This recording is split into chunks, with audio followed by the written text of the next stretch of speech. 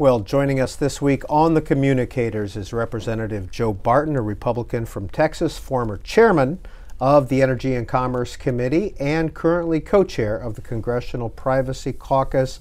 Representative Barton, in the few days and then lame duck session of the 112th Congress, do you foresee any action on the issues of privacy being handled?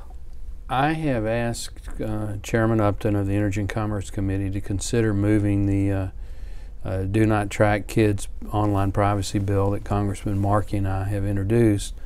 I don't have a commitment for him to do that, but that bill is a possible, especially in the lame duck. In the regular session, we're probably not going to have that many more legislative days. So if we had one bill, though, that's the one I've asked the chairman to consider moving. Would you like to see more comprehensive privacy legislation considered and passed by Congress? I would. I think the public is ahead of the Congress on privacy, and I think the companies like Microsoft and some of those guys are ahead. I mean, they're building in their default positions to have more and more privacy.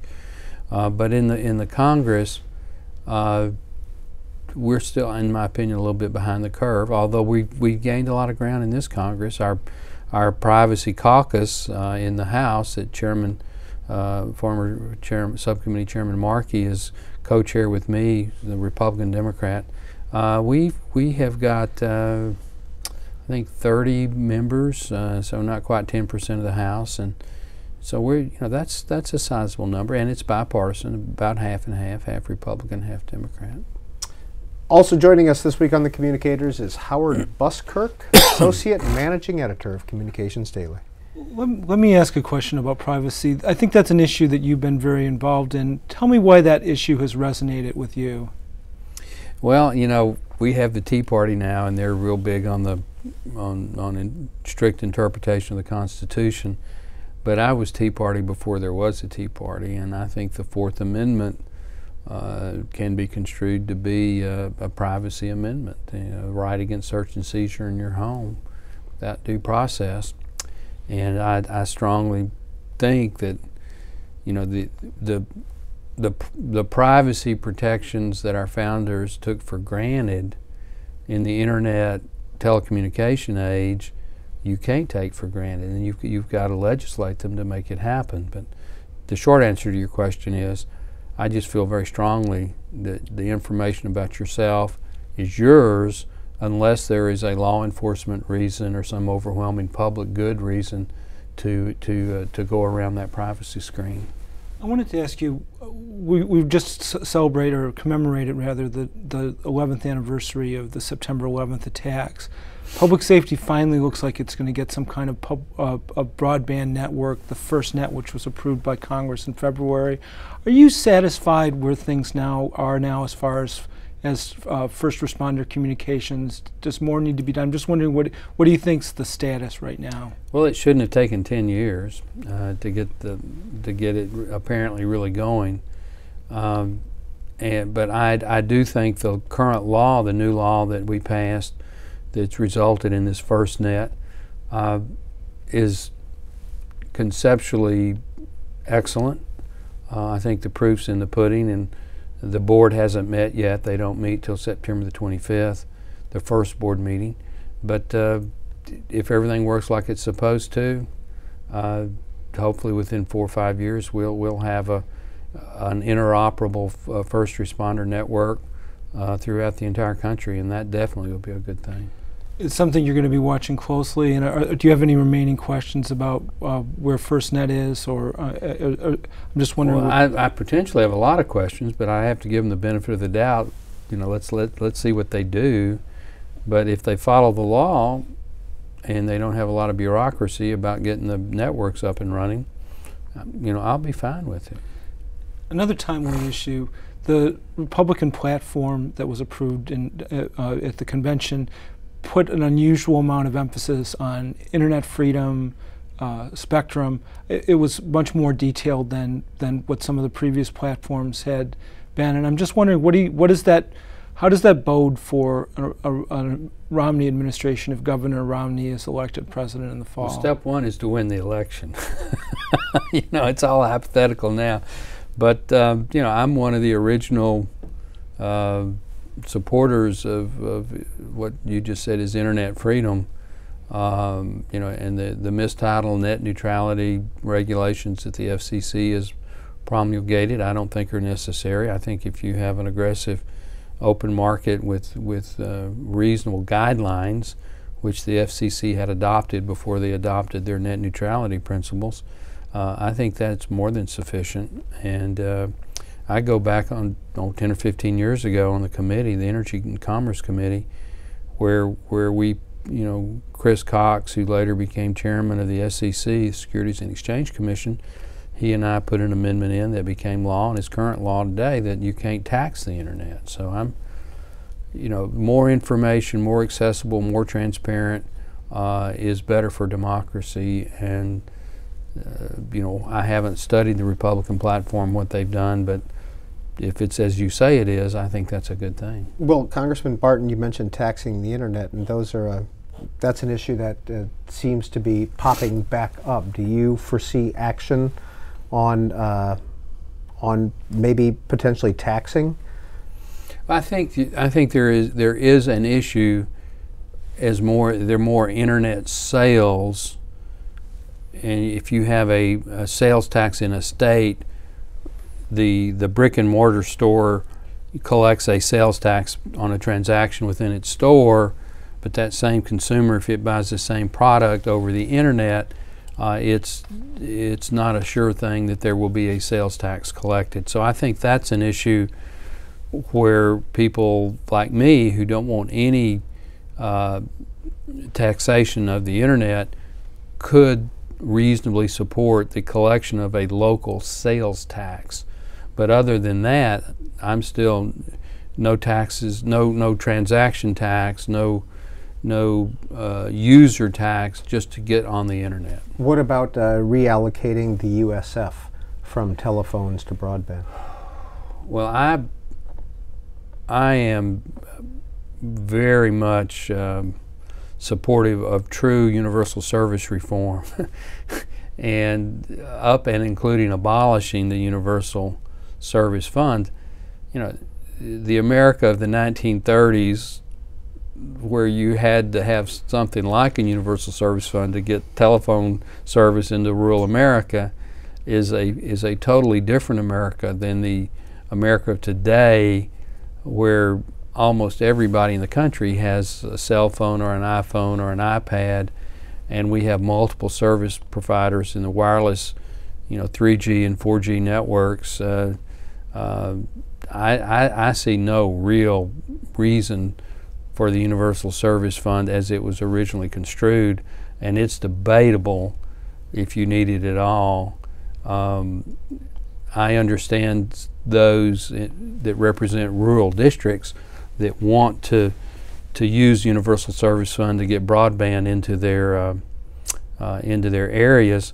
When the issue came up last time in the Energy and Commerce Committee, then Congressman, now Senator Roy Blunt of Missouri, offered some amendments to require that we provide, if you're going to do broadband Universal Service Fund, that you provide it to unserved areas before you provide it to underserved areas, and that amendment was defeated. So it, to my mind, it does show a little bit of the hypocrisy of the concept. Howard Buskert.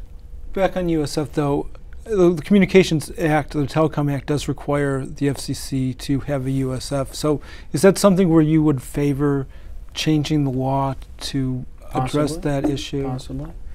I mean, I don't want to regurgitate, but you know, reasonable people can debate whether we needed a universal service fund 70 years ago, and the affirmative won the case then, and it may have been necessary. You have a tough time making that case today. I mean, if you choose to live in some remote area, you don't have an entitlement to broadband. You don't have an entitlement. You might argue that you need a landline telephone, and again, prior to wireless and all that we have today and satellites. But I don't think you can make that argument to use the USF for broadband in rural areas. It's not a necessity, it's a nicety. Have you been following any of the changes that the FCC's made to the USF over the last year or so? Because there's been a couple of major orders out on it.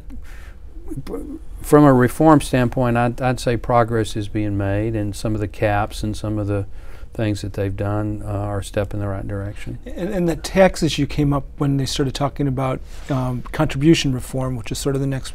And it's a Republican commissioner who had been urging, to move toward contribution reform, which would be broadening the contribution base. Again, anything that moves towards reform, I'm supportive of. It's the political support in rural, especially in the Senate, where you got 2 senators for each state, and if you come from a largely rural state, it's a tough thing to get real reform through the Senate. Now, Congressman Barton, I want to return to privacy, and I want to talk about social media for a minute. Okay. Does your Do Not Track Kids bill, is that centered around social media, and why just children? Why not adults as well? Well, it goes to one of your questions about a comprehensive privacy bill.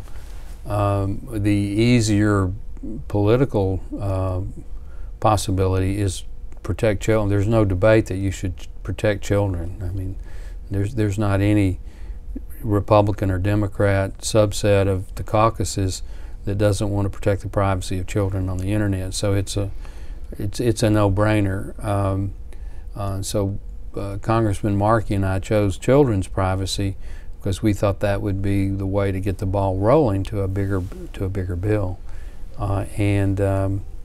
As I said, there's still a chance we could do that, a children's privacy bill in a lame duck session of this Congress. It's not a done deal, but it's a possibility.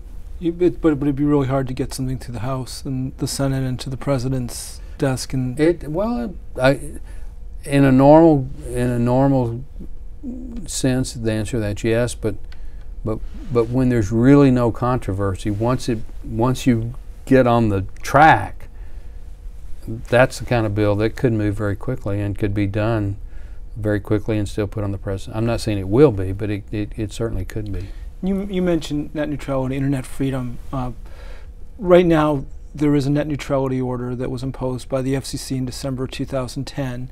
Which Congress I have voted to repeal. Exactly, and you haven't been silent about expressing your displeasure with that. Yeah. The FCC said this week that that's actually has made it's been helpful and it's kept the internet free. What's been helpful? The net neutrality rules. Well, you disagree with that? How hard is it to pat yourself on the back for something that wasn't necessary? I mean, I don't put much credibility in their patting themselves on the back. I don't think they've done much harm with it, but I don't think it's necessary, and I don't think it's done any good. Do you see? I couldn't point to any example of something that was not done because of it that would have been done that would have infringed on the use of the internet. Do you see that as something that's going to stay sort of the law of the land, or do you think there'll be more efforts to overturn that? And it depends on who wins the election. So you think that's something the Romney administration might revoke once they get in office? I think if you had a Republican House, Republican Senate, and a Republican President, again, I haven't checked with Chairman Upton and Subcommittee Chairman Waldron, but I believe it's reasonable to assume we'd move a repeal bill, and that Majority Leader McConnell would be favorable, and that President Romney would be favorable. But again, when you don't count your legislative victories before you actually have elective victories in November. Right, that's a lot of stuff that has to happen. Yes, sir. And we respect the will of the people to make those decisions. I do. Representative Barton, next week on the Communicators, we're going to be talking with Julie Brill of the FTC and Mary Bono Mack of Congress about apps and the new guidelines that the FTC came up with when it comes to privacy.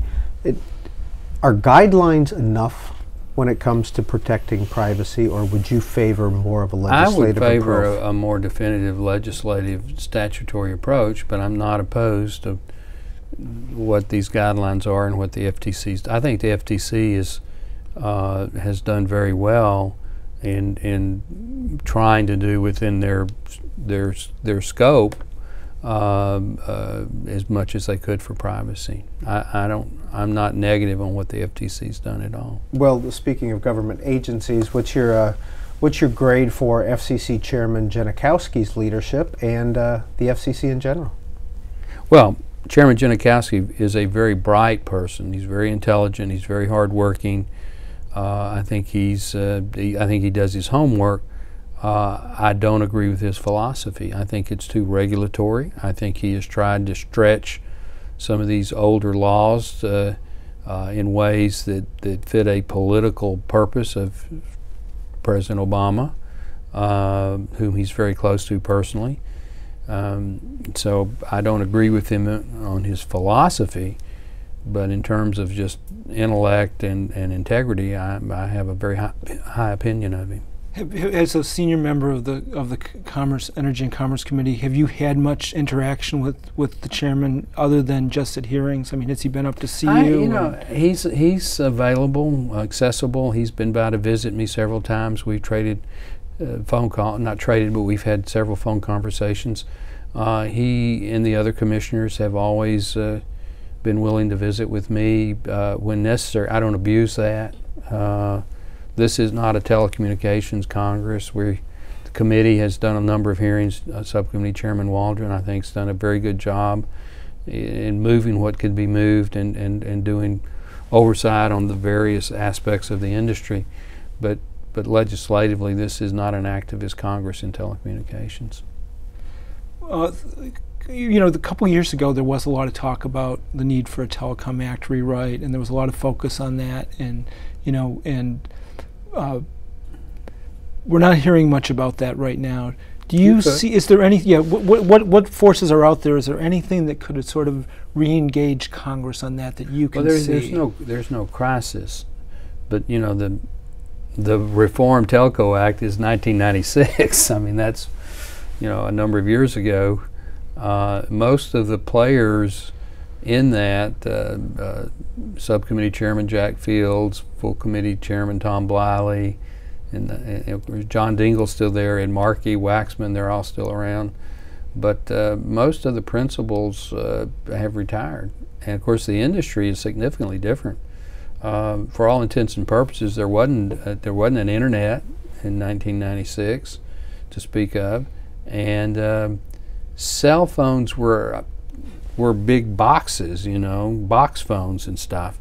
Of course, the iPad was still a figment of somebody's imagination. So, today there is nobody in America who doesn't have some sort of a mobile telecommunication device if they want it. Now, there are people who don't use them, but when there are more cellular phones than there are hardline phones, the world has changed, and you can make a strong intellectual case that we need to have a revisit of all the telecommunications acts, and we're still operating in some cases in regulatory fashion under laws that were passed in the 1930s. I was, as a follow-up question to that, I used to cover the energy industry, and it took a long time to get an energy title through, and by the time finally something got passed, it was everything had changed in the energy industry, and it dealt with a whole bunch of different issues. How hard is it for Congress to hit a moving target like telecom and pass legislation that might not in the end up doing more harm than it would do good? It's difficult, but it's supposed to be difficult. The good news is it's not impossible. What you really need is some sense of commonality across the political spectrum of what the problems are, so that then you can work on solutions. When the country identifies a problem, and there's liberals in California are on the same page as conservatives in Texas, Congress can find a deal. What we have in this Congress, not just on telecommunications, but on all the issues almost, we don't agree on problem identification. You know, most Democrats don't think spending is a problem. You know, and you know most Republicans on the health care issue, the Obama administration and people like Congressman Waxman and Dingell in the House, you know, they really wanted universal coverage. Republicans didn't think coverage was the big issue. We thought cost was. So if you don't agree on problem identification, you're not going to agree on problem solution. And the country is, you know, when the country gets consensus, then the Congress can find consensus. So the next Congress, you know, on some of the bigger social issues, we almost have to begin to try to define solutions. And on telecommunications, it's not in a crisis, but you could make a really good case this would be the time to reform some of the basic structure. Representative Barton, when it comes to another issue that's been out there for the past year or so, cybersecurity, bring us up to date, if you would, on your thought process and what you think about the president perhaps doing an executive order for cybersecurity. Well, cybersecurity, I give the Intelligence Committee in the House, the chairman's Mike Rogers of Michigan. He's done an excellent job of trying to identify a problem and put together a solution matrix. But where I think cybersecurity has not been quite as robust as it needs to be is that we really didn't think about the personal privacy aspect of it. And you know, I think that's one reason the bill hadn't gone anywhere in the Senate. If we can address some of these privacy issues, we really need to do a cybersecurity bill. I think it's problematic it's going to get done in this Congress, but hopefully we could build on it and what's been done and get something done in the next Congress. Howard Buskart. I wanted to ask about spectrum, which is a big issue, and everybody's talking about wireless now. And the administration laid out a plan to try to get 500 megahertz of new spectrum for wireless broadband in 10 years. But so far has made relatively little progress on that. Very little has been announced. What kind of report card would you give the administration right now as far as how they're doing and identifying and making more spectrum available for wireless broadband? Oh, I'd give them an incomplete. You know, the fact that they acknowledge there's something that needs to be done is a good thing. It's hard to do these, as you well know.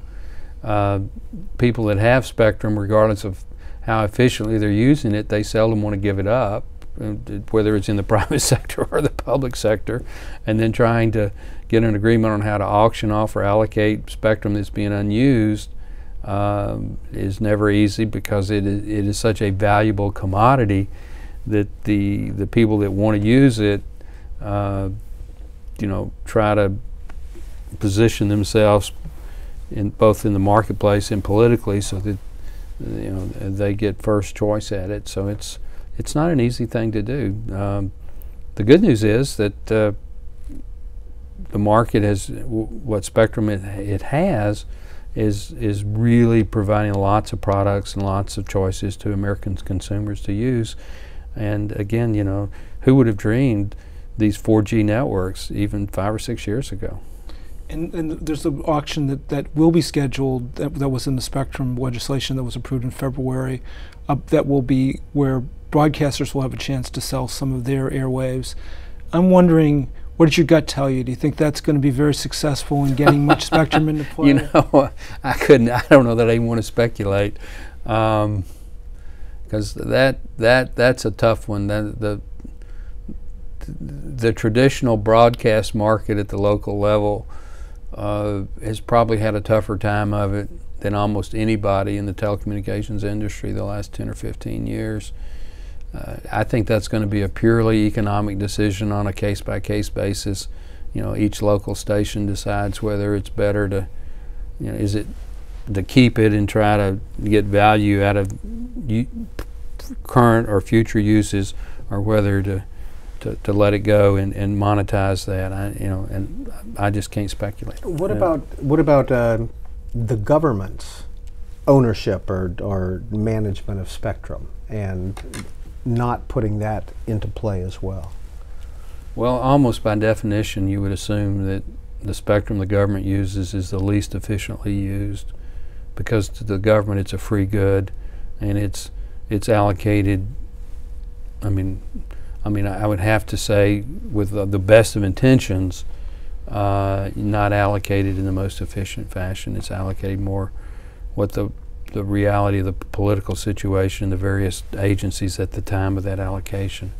So I don't have a solution on how to reallocate it and reprioritize its use, but at some point in time that almost inevitably has to happen. And finally, Congressman Barton, I wanted to ask about domestic drones. Is that something that the Privacy Caucus is concerned with or looking into? You know, they're so new that, I mean, Congressman Markey and I have had some discussions about it. I've been briefed locally. City of Arlington, Texas has a license to operate a drone, but since they're near DFW International Airport, the license is so restrictive that it's literally being flown in a field near Lake Arlington. They don't have the ability yet to even do traffic surveillance up and down Interstate 30 or Interstate 20. So I see both sides of it. I see a real law enforcement capability, you know, going after traffic violators and drug dealers and that, you know, and things like that. But on the other hand, too, I can see real privacy issues that need to be addressed. What's so ironic about the drones is that the city of Arlington, the police department, they have a license, but it's so restrictive that they basically can't use it. But I could go to a hobby store in Arlington and buy a drone with almost no restrictions on what I use it for. You know, I could fly it up and fly it over into my neighbor's backyard and fly around, you know, as long as I don't violate some public access at DFW Airport or something like that. So, you know, drones have so much capability that we almost have to figure out a way to use them, but we're going to have to put reasonable restrictions so that we do protect people's privacy. Joe Barton is co-chair of the Congressional Privacy Caucus, former chairman of the Energy and Commerce Committee. He's been our guest on The Communicators, along with Howard Buskirk, associate managing editor of Communications Daily.